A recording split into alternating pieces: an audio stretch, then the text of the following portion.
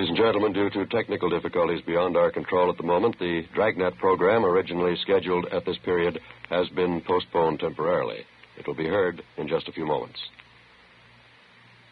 Partners at Jake. The boss is Captain Steve. My name's Friday. We were on the way out from the office. 10:38 a.m. when we got to Paris Avenue. Number 213. Yes? How do you do, Miss Wagner? Police officers. I'm Sergeant Jacobs. This is my partner, Sergeant Friday. Oh, yes, Sergeant. I've been expecting you. Would you come in, please? Thank you very much. Thank you. Hope you'll excuse the way the house looks, officers. Right in the middle of packing, getting ready to move. I understand. Try not to keep you, Miss Wagner. So much to do, making arrangements for Dorothy's funeral, the undertaker. Then all this moving business on top of it. I couldn't bear to stay here any longer, though. Yes, ma'am, we understand. We'll make it as brief as we can. I'd like to have you tell us about this trouble that your sister had, as much as you know about it, I mean. Plain out-and-out murder, in my opinion. Might just as well have taken a gun and killed her, no difference. You knew all about the relationship between your sister Dorothy and this man Reynolds, is that correct? Yes, right from the beginning. I was there when they met. Would you mind if I went ahead packing these few things here? My sister's things. I'd like to finish up before I leave. Have an appointment at noon, the mortuary. Surely, go right ahead. A few books, knickknacks, personal things of Dorothy's. Foolish woman. I gave her credit for more sense. Now, about this man Reynolds, Miss Wagner. I saw through him right from the start. I tried to tell Dorothy. He was a fortune hunter, money hungry. Of course, she wouldn't listen. She always knew better. Charles R. Reynolds. Is that the name you knew him by, ma'am? Yes, that's right. Dorothy and I met him one Sunday night in the hotel dining room. Two of us always had dinner at the hotel Sunday nights every Sunday. That's the hotel out on Wilshire you told us about? That's correct. It'll be exactly a month this coming Sunday. He came up to our table and introduced himself. Claimed he knew my father when he was alive. Dad owned some big packing plants in the East. He died 9 years ago, left the estate to Dorothy and me. I see. Would you have anything to add to the description that you gave us on Reynolds, Miss Wagner? I mean, can you think of anything unusual about him at all? Scars, peculiar mannerisms, anything like that? No, nothing special. Dressed well, as I say. Apparently cultured, well-traveled. Mm-hmm. He was handsome enough, attractive. I knew he was only after our money, though, playing up to Dorothy that way, kissing her hand, taking her out all the time. Probably would have tried the same thing with me. It's lucky I knew better. How did you go after the first meeting with him, Miss Wagner? Did he start dating your sister Dorothy right away? Yes, the next night. Called here at our home and asked Dorothy to the theater. I think he was going to ask me, but he was too smart for that. I knew him for what he was. Imagine that. Poems Dorothy wrote in high school. Love poems.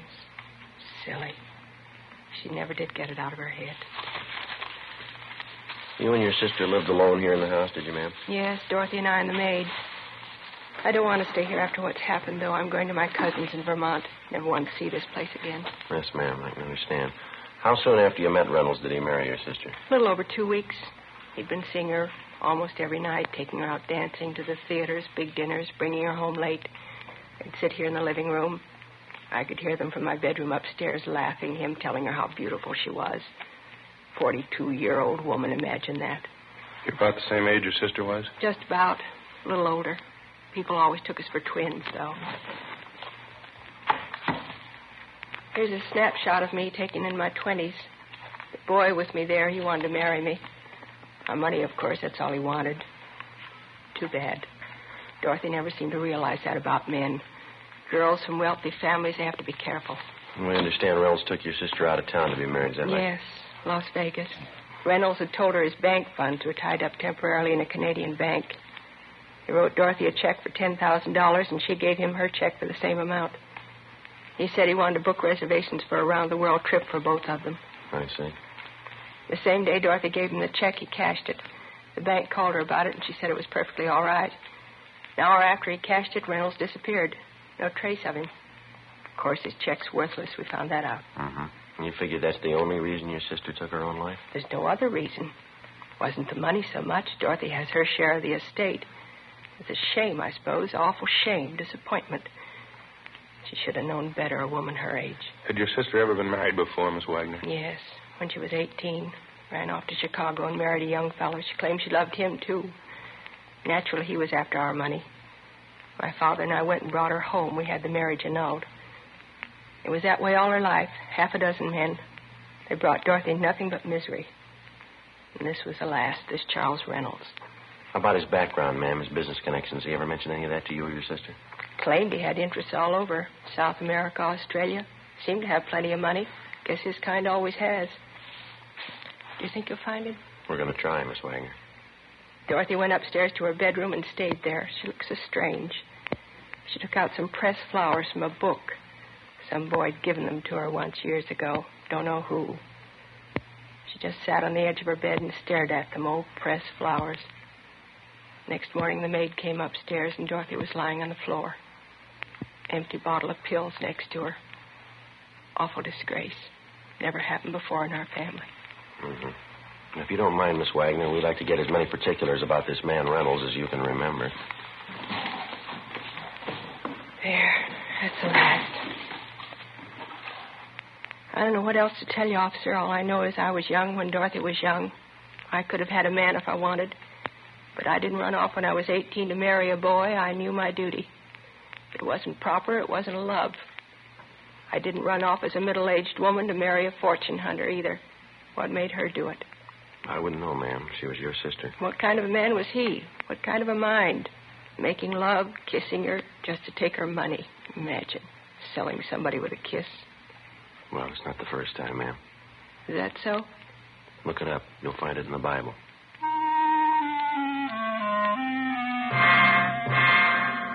11:18 a.m. We continued to interview the victim's sister for another 40 minutes, and then we left the Wagner home, drove back to the office, and continued our investigation of the suspect, Charles R. Reynolds. As far as we were concerned, the criminal was new to us, but the crime wasn't. The marriage racket's as old as any con game on earth, and as con games go, it's one of the lowest. It trades on one of the most natural and normal instincts a man or a woman has, a desire for companionship, a home, and a family. And for the sake of an easy dollar, it betrays the victim and the instinct ruthlessly, regardless of the consequences. In the case of 42-year-old heiress Dorothy Wagner, the disappointment was too much to cope with. For her, the marriage game ended in the front parlor of a mortuary on South Hoover Street. For the suspect, Charles Reynolds, it had continued to be a paying business until he was stopped. After homicide detail completed their investigation of the case, and it was definitely determined that Dorothy Wagner took her own life, the matter was turned over to us. 11:50 a.m. We got off a request to Las Vegas asking them for all the information on the marriage, and then I contacted the stats office and asked them to make a run on the suspect for us based on his detailed description and also on his method of operation. I went back down the hall and met Ed Jacobs at the R&I counter. How you doing? Not too much luck, Joe. Forger didn't come up with anything either. Nothing on him in their files. Yeah, it's not much of a start, is it? Apparently, this is the first time he's worked the town. Hornsby couldn't find anything on the name, not in the main file anyway. Mm-hmm. What do you got there? I asked John to check the correspondence file. He came up with this. Uh-huh. Out of Chicago, huh? Yeah, it came in over 3 months ago. Inquiry from their bunco detail. Suspect name right here, Frank L. Richland. Same angle, marriage racket. Hmm. Yeah, the MO's pretty close. Any description? Oh, here. What do you think? 6'1", 170 pounds, gray wavy hair, blue eyes, fair complexion. That's fairly close, could be. Mm-hmm. There's the alias list Richland uses, along with your arm. Here's one caught our eye. Reynolds. Alias George A. Reynolds, Thomas R. Reynolds, alias C.H. Reynolds, alias Charles R. Reynolds. Wants on him for forgery, bunco, grand theft. A lot of experience. How about a mugshot on this one? None attached. No L.A. contacts either. Well, we better get off a wire to Chicago PD, have them send us what they can on him. Want to prove it one way or the other by the end of the week, maybe, huh? Yeah. Copy his name down here. All right. Frank L. Richland. Correspondence number C143732. Chicago case number D-612-32. Attention, Lieutenant Smichaels. I was just thinking, Ed. Huh? The last time anyone saw Reynolds, when was it? 10, 12 days ago? 10 days ago, yeah. September 23rd, same day he cashed the check and took a run out. Well, if he's working the city for the first time, he must figure he's had some fair luck. 10,000 on the first try, that's pretty encouraging. Yeah? If he gets the idea the town's a gold mine, he's not going to pull out stakes here. Figures. Probably trying to reach a couple other women with the same angle. Could be he's working on it now. Well, that's the problem. What do you mean? The women. Say he's been romancing 3 or 4 of them around town. He's got them all primed. Huh? How you going to warn a woman about a thief before her purse is gone? After getting off a wire to Chicago regarding the suspect, which was in addition to the broadcast and the APB we'd gotten out on him, Ed Jacobs and I continued checking out the various contacts that he'd made in the city. We checked stores where he shopped, banks where he allegedly did business, restaurants and hotels which he reportedly patronized. It took 3 days of dull, steady legwork. You can say it much faster than you can do it. All of the bank references, without exception, were falsified. Where he made purchases, it was strictly cash dealing. The same for the restaurants he'd frequented. Besides meager descriptions of the man, the restaurant employees weren't able to help us much. At one of the 2 hotels, where we learned he was a guest for a full month, we finally netted half a lead. One of the bellboys told us that the man known as Charles Reynolds seemed to be pretty friendly with the head waiter in the hotel dining room, a Henry Kingsbury. We located Kingsbury in the dining room in mid-afternoon, directing arrangements for a large private party to be held that night. Across the dance floor, the orchestra was on the bandstand rehearsing, the musicians in their shirt sleeves. Kingsbury was reserved and not too cooperative. Yes, I was acquainted with Mr. Reynolds, no more than the other guests, though. That's not the way we get it, Mr. Kingsbury. We hear you were pretty friendly with him. Only as far as my job goes. That's my business, making people feel at home, making them comfortable. We understand Reynolds was a pretty heavy tipper, is that right? He always took good care of me and the boys, the waiters. He was very generous. Did he expect anything special in return for the tips that he gave you? I don't think I understand. Oh, I think you do. How about it? Well, he was always very good to us, all of us. I could hardly refuse. Refuse what? When he first moved into the hotel, he became friendly with me, introduced himself, gave me a good tip in advance to take care of him. First few nights here, he spent at the cocktail bar, meeting people, buying a few drinks, getting acquainted. Third or fourth night, that's when he asked me. Yeah? He said when some prominent women came into the dining room, wealthy women, would I point them out to him? Single women, of course. Mm-hmm. I couldn't see any harm in it. He put a $20 bill in my hand. I said, yes, I would. After all, we have to look out for ourselves. Did he expect anything else for those tips? I don't know. I don't think it'd be right if I told you. You know, while we're here, Mr. Kingsbury, we leveled with him. We expect you to do the same with us. Well, there was the 2 Wagner sisters. They came here every Sunday night for dinner, regular routine for them. Yeah? Mr. Reynolds was at the bar. He asked who they were, and I told him. He seemed impressed. He asked me to help with an introduction to them, and I did. Next afternoon, he came to me again. He said he was taking one of the Wagner sisters to dinner that night. It was important to him. He gave me another big tip. Said he wanted us to roll out the red carpet for him that night. Mm-hmm. What'd that consist of? Well, special consideration, the best treatment in the house, I was to act as if I'd known him for years. Well, it was a good tip. I did what he asked. As I say, we have to look out for ourselves. This happened more than once, did it? 2 or 3 times, yeah. Miss Wagner, Dorothy Wagner, she seemed impressed. At the time, I didn't think anything was wrong with it. You actually didn't know Reynolds, is that right? You'd never seen him before. Well, I suppose, yes. I only found out later, though, reading the papers. I mean, what really happened. I didn't know what he was at the time. You couldn't see what Reynolds was up to? You didn't know what he was doing? No, naturally not. He was a good tipper. That's all I know. It was the money. We have to look out for ourselves. Yeah. I felt sorry about Miss Wagner. I went to the funeral. They couldn't say I'm to blame, could they? What happened? I mean, it's not on my conscience. You wouldn't say so, would you? She's dead, mister. You figure it. Thursday, October 13th. The investigation continued. Still no sign of the suspect. We got an answer from Las Vegas and also from the Chicago PD's bunco detail on our inquiries. They enclosed mugshots and fingerprint classification of the suspect, Frank Richland, alias Charles R. Reynolds. The pictures were shown to witnesses and acquaintances who'd known the suspect, and they definitely established Frank Richland and Charles Reynolds as one and the same person. We got out a supplementary APB containing the latest information on the suspect. Saturday, October 15th, we got our second complaint on the marriage bunco artist. This time from the proprietress of a small chain of lunch counters in the San Pedro area, a Miss Hagar Lindstrom. Ed and I drove down to the harbor area where we interviewed her at one of her lunch counters. She identified Richland's mugshot. Her story of the marriage swindle matched closely with that of the previous victim, Dorothy Wagner. Yeah, he was a fine gentleman, Mr. Jan Richland.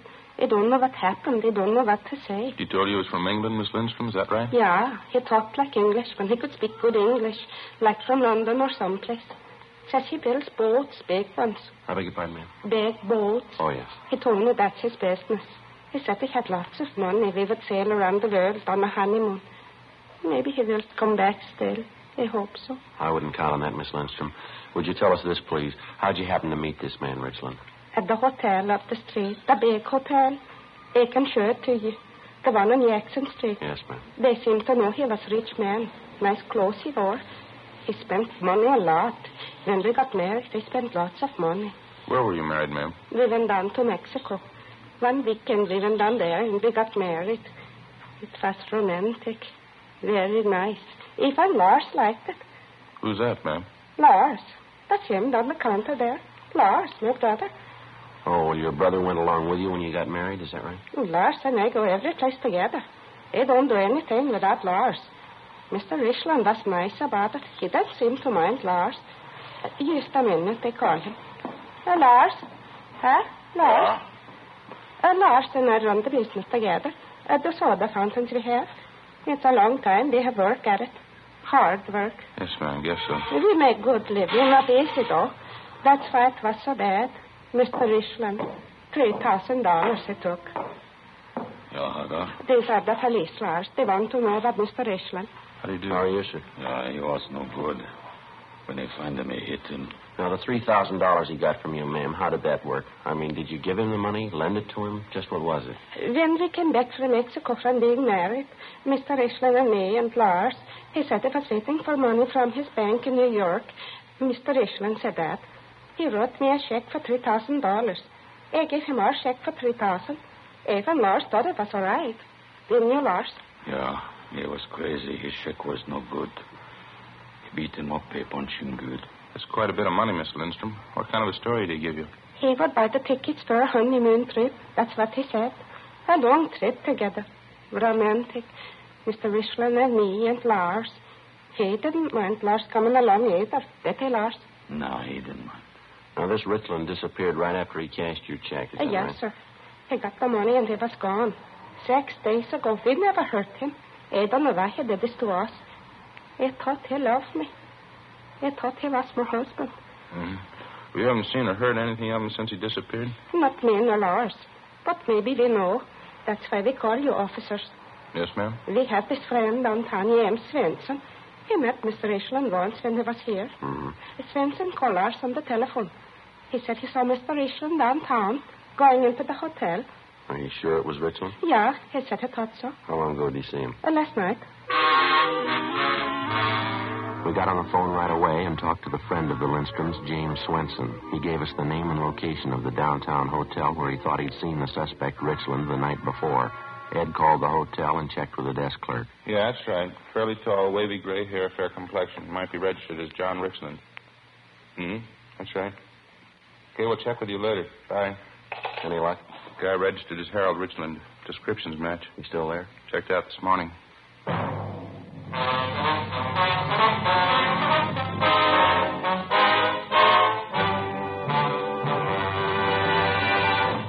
You are listening to Dragnet, authentic stories of your police force in action.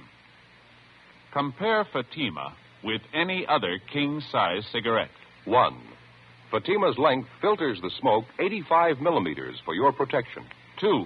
Fatima's length cools the smoke for your protection. 3. Fatima's length gives you those extra puffs, 21% longer than standard cigarette size. And in Fatima, you get an extra mild and soothing smoke, plus the added protection of Fatima quality. To show our confidence in Fatima, we make this money-back guarantee to every king-size cigarette smoker. Buy a pack of Fatimas. Enjoy Fatima quality, extra mildness, and superbly blended tobaccos. If you're not convinced Fatima is better than the king-size cigarette you're now smoking, just return the pack in the unsmoked Fatimas before August 1st, 1952, and we'll give you your money back plus postage.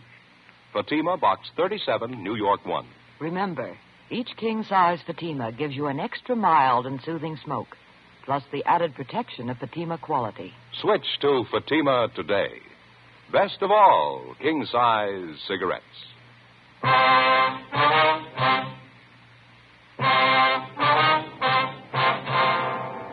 Saturday, October 15th, 2:30 p.m. Ed Jacobs and I drove back downtown to the hotel where the bunco suspect, Richland, supposedly had been staying.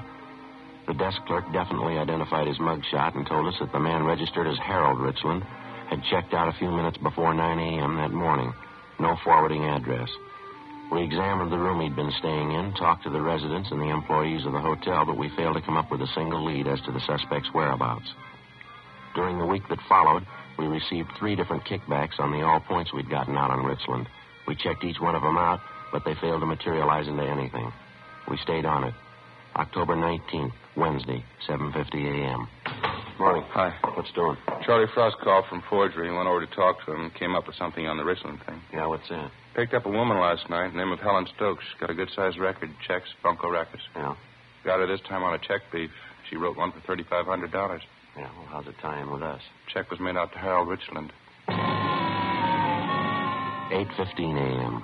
We signed out, drove over to the main jail, and had the forgery suspect, Helen Stokes, brought to one of the interrogation rooms. She was a dark-haired, fairly attractive woman in her early 30s. As a bunco artist, she apparently knew her trade pretty well. She was relaxed and talkative. She told us Richland had introduced himself to her at a Palm Springs resort the week before. When did the business of the check come up? As soon as we got back in town, he gave me the story his money was in a New York bank. I played along with the gag. He wrote me a piece of wallpaper for $3,500. I did the same for him. What's the difference? Nobody hurt. Both checks, solid rubber. Maybe you forget, ma'am. There's a law against it. It's only a gag. I told you that. I would have loved to have seen his face when he found out the check was a phony. You don't think they're going to push the charge against me, do you? No, we've already told you, miss. You wrote a bad one. There's a law against it. I was only stringing him along. I knew his check was a phony, too. I didn't have anything to gain. Look, suppose I help you find him. Will you give me a hand on this? See I get a break? We can't make any promises. You cooperate, help us find Richland. Will be taken into consideration. All right, you're on. You can tell Loverboy I tipped you. You know where Richland is now? I can come close to it. How do you mean? I know where he'll be next week. On further questioning, Helen Stokes told us that on one occasion while she was at Palm Springs with Richland, she prowled his hotel room, went through his personal effects, and read his correspondence. She told us that she read one letter from a friend of Richland's inviting him for a visit the week of October 31st. She also noted Richland's answer accepting the invitation. She said the friend's name was Maurice Archer and that the letter came from an Ocean Boulevard address in the beach town of Venice. We went back to the office, ran Archer's name through R&I, and found out that he had a previous criminal record of petty theft and grand theft. We located him at an Ocean Boulevard address and brought him in for interrogation. If there was any trouble, he wanted no part of it. After talking to him only a few minutes, he broke down and told us where we could find Richland, an address out near the end of Melrose Avenue. It was an apartment court. The suspect was registered in one of the rear cottages under the name of Reynolds. He wasn't at home. Ed and I went on stakeout inside the cottage. We waited. 6:30 p.m. Somebody coming in? Yeah. Hold it right there, Mr. Police Officers. What's this? Hands out in the open. Come on up. I don't understand this. Want to shake him down in? Yeah. All right, he's clean. Look, I don't know what you want, officers, but this is a mistake. Your name Charles Reynolds? Reynolds? No, my name's Richland. That'll do. Let's go. No, just a minute, please. What am I accused of? Who's accusing me? Last pigeon you had lined up. She wanted us to tell you. Helen Stokes. Stokes. Phony dame. You can't believe her, officer. She's phony. She's nothing but a con artist. It's a good reason to believe her. What? Takes one to know one. 7:05 p.m. After checking through the cottage, Ed and I drove Richland downtown and took him to the interrogation room. He'd admit nothing. We called Miss Wagner, the sister of his first victim, and she was still in town. She agreed to come down to the office to confront the suspect. So did the second victim, Hagar Lindstrom, and her brother, Lars. Cars were sent out to pick them up. At a special show-up, Richland was picked out as the guilty man. We took him back to the interrogation room. Miss Wagner was the first one called in. She again identified Richland, alias Reynolds, as the man who had married and swindled her sister, Dorothy. All right, Miss Wagner, that'll be all. Thanks very much for coming in. Yes, all right. Thank you. Look, I don't know that woman. I'm not trying to be stubborn, but I'm afraid you're wrong. I'm not the man you want. Lindstrom's are outside, Joe, waiting. All right, bring him in. Miss Lindstrom, Mr. Lindstrom, come in, please.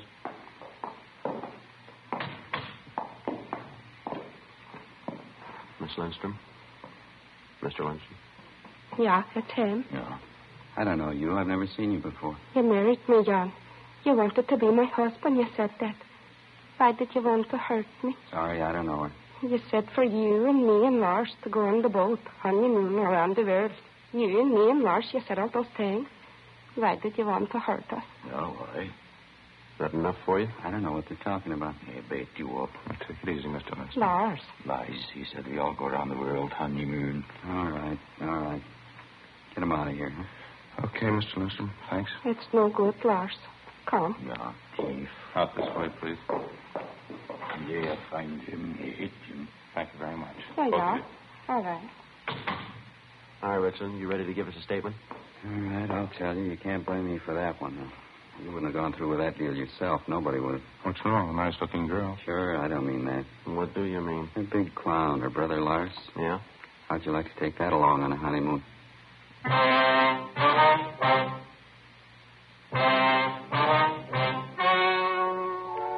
The story you have just heard was true. The names were changed to protect the innocent.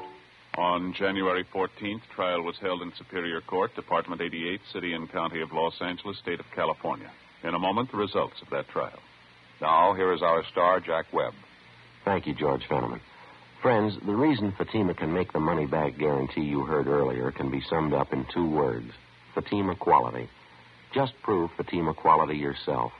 Just compare Fatima with any other king-size cigarette. Fatima's length filters the smoke 85 millimeters, cools the smoke, all for your protection. You get those extra puffs because Fatima is 21% longer than standard cigarette size. And Fatima gives you an extra mild and soothing smoke, plus the added protection of Fatima quality. Prove it today. Buy Fatima.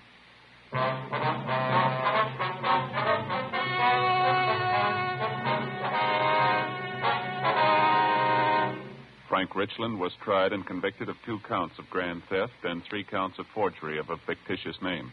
After serving his term in the state penitentiary at San Quentin, California, he is to be released to Chicago authorities for prosecution.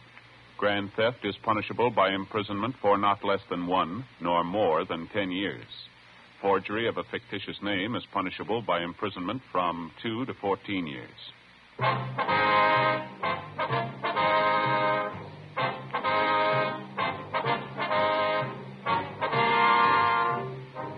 You have just heard Dragnet, a series of authentic cases from official files.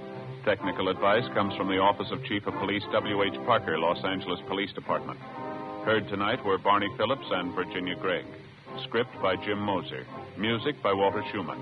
Hal Gibney speaking. Fatima Cigarettes, best of all king-size cigarettes, has brought you Dragnet, transcribed from Los Angeles.